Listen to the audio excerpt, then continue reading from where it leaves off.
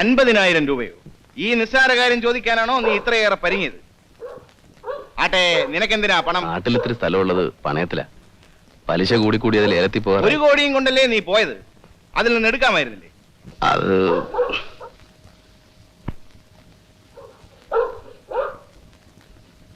നാട്ടിൽ പോയാൽ ഉടനെ മടങ്ങി വരണം. ശരി, 2 ദിവസത്തിനുള്ളിൽ ഗൾഫ് പാർട്ടി വരും.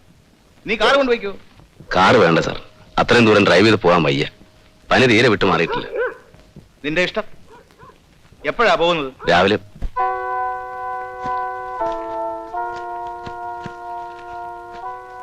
എന്തിനാ ഇപ്പൊ നാട്ടിൽ പോകുന്നത്?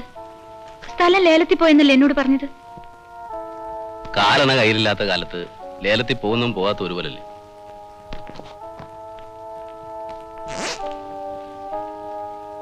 പോയിട്ട് വരട്ടെ.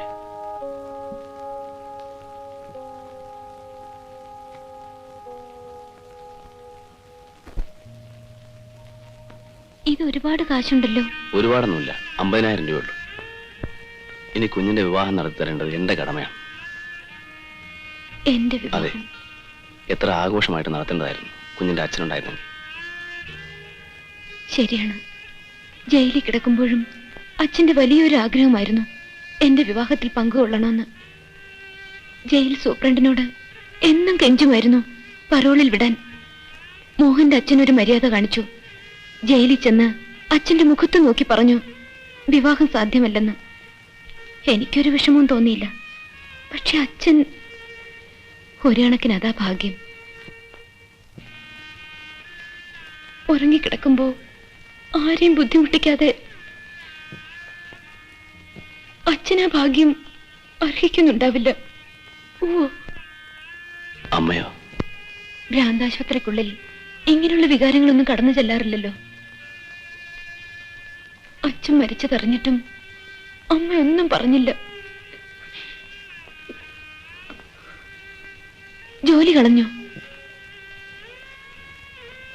ഇനി അല്പം സോഷ്യൽ സർവീസ് ആകാമെന്ന് വെച്ചു അല്ലേ? കുഞ്ഞേ, 50,000 രൂപ പോയാലെന്ത്? ഒരു വേശ്യ രക്ഷപ്പെടുമല്ലോ.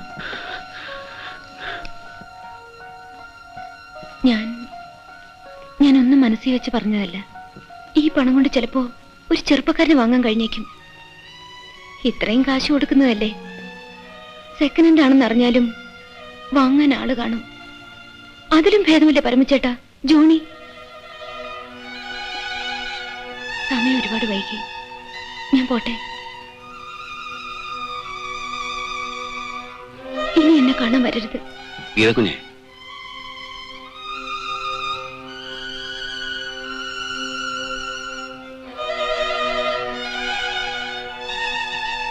പുഴയുടെ അരികത്തൊരു കോവിലില്ലേ?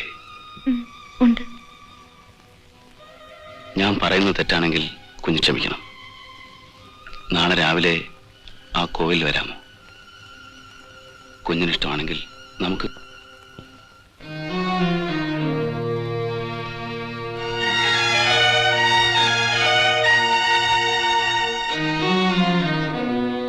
കുഞ്ഞിനിഷ്ടമാണെങ്കിൽ മാത്രം.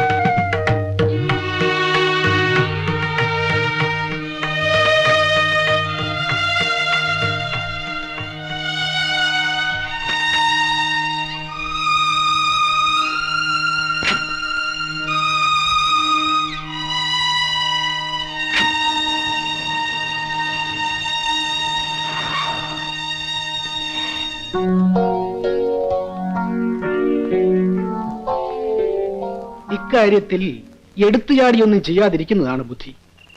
അവന്റെ 1 കോടിയാണ് നിന്റെ കയ്യിലുള്ളത്. അത് ചോദിക്കാൻ അവൻ വന്നേ പറ്റൂ. വരുമ്പോഴോ? പണം കൊടുത്തു വിടണോ? കൊടുത്തു വിടണം, പക്ഷെ പണവുമായി എസ്റ്റേറ്റിൽ അവൻ എത്താൻ പാടില്ല. ഓ എന്ന് മഹർഷി സാറിനോട് ഞാൻ ഒന്നും ഒളിച്ചു വെക്കുന്നില്ല. ഞാനും പരമവും വളരെ അടുത്ത് കഴിഞ്ഞവരാണ്, വളരെ അടുത്ത്. അത്ര പെട്ടെന്ന് പൊട്ടിച്ചെറിയാൻ കഴിയാത്ത പല പഴയ കടപ്പാടുകളുമുണ്ട്. പക്ഷേ ഇന്നെന്റെ ഏറ്റവും വലിയ ശത്രു അവനാണ്. സാറേ, എന്റെ കയ്യിൽ പണമുണ്ടെന്നേ ഉള്ളൂ. മനസമാധാനത്തോടെ ഒരു രാത്രി ഉറങ്ങിയിട്ട് നാളുകൾ എത്രയായെന്ന് അറിയാമോ?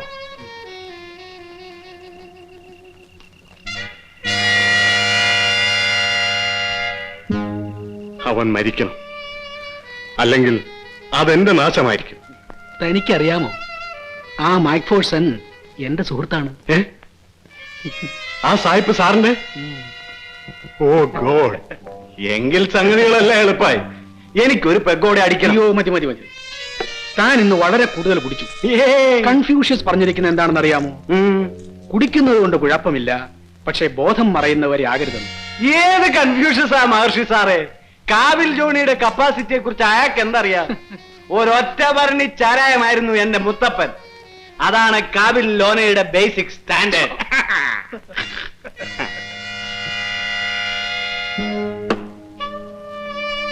സാറ് പറഞ്ഞത് നേരാ, കുറെ കൂടുതൽ കുടിച്ചു. ഇവൻ മദ്യമാണെന്ന് വിചാരിച്ചാൽ ഇനി ഇറങ്ങത്തില്ല. അതുകൊണ്ട് ഇവൻ മദ്യമല്ല, രക്തമാണ്, പരമോന്റെ രക്തം.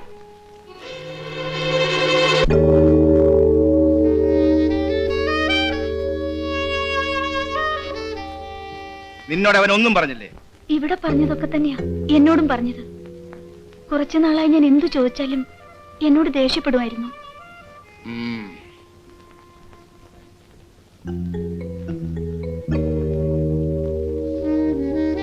നാട്ടിൽ പരമോന്റെ സുഹൃത്തുക്കൾ ആരൊക്കെയാണ്? അങ്ങനെ പറയത്തക്ക കൂട്ടുകാരുമില്ല. വല്ലപ്പോഴും ഒക്കെ നാട്ടിൽ വന്നോണ്ടിരുന്നത്. അധികകാലം തങ്ങാറുമില്ലായിരുന്നു. ആ പെട്ടി നിന്റെ വീട്ടിൽ ഏൽപ്പിക്കുന്നല്ലേ പറഞ്ഞത്? അതെ. ആരെ ഏൽപ്പിക്കും? അച്ഛനെ. ഏൽപ്പിച്ചിട്ടില്ലെങ്കിലോ? ഞാൻ പോയി അന്വേഷിക്കാം സാർ.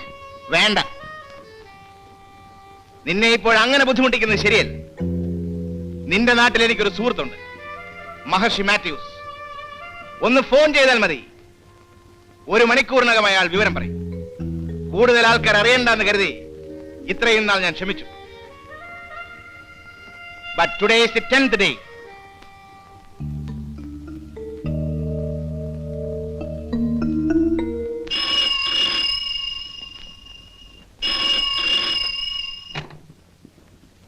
ഹലോ, അതെ, ആരാ സംസാരിക്കുന്നത്? 1 സെക്കൻഡ്, വിളിക്കാം. സാറേ, സായിപ്പ്.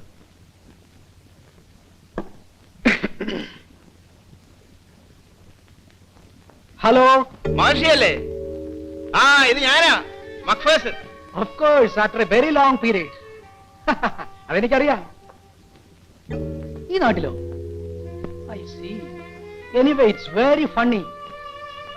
ഒരു മിനിറ്റ്, ഞാനൊന്ന് എഴുതിയെടുത്തോട്ടെ. പേരെന്താ? ഹൈമി. Haimi, near market.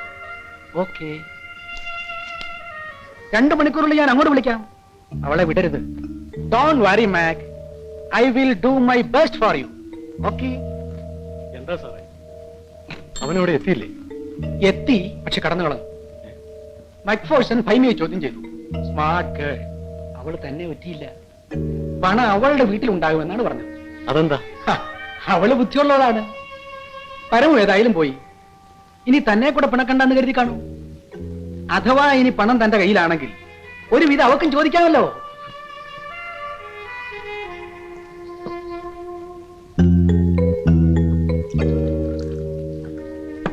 അവൻ ഗീതയും കൊണ്ട് കടന്നു കാണും. പരമു തീർച്ചയായും പണം ചോദിക്കാൻ എന്റെ അടുത്ത് വരും. ഇനി സായിപ്പിനോട് എന്ത് പറയും? അവളുടെ വീട്ടിൽ പണം ഇല്ലെന്ന് പറഞ്ഞാലോ? നമ്മൾ ഭൈമയുടെ വീട്ടിൽ പോകാതെ പോയി എന്ന് പറഞ്ഞെന്നിരിക്കട്ടെ.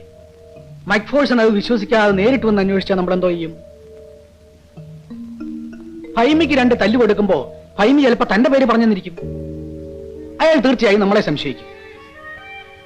ഈ അവസരത്തിൽ അയാൾ കൂടെ ശത്രുവാകുന്നത് നല്ലതല്ല. പിന്നെ എന്ത് ചെയ്യും?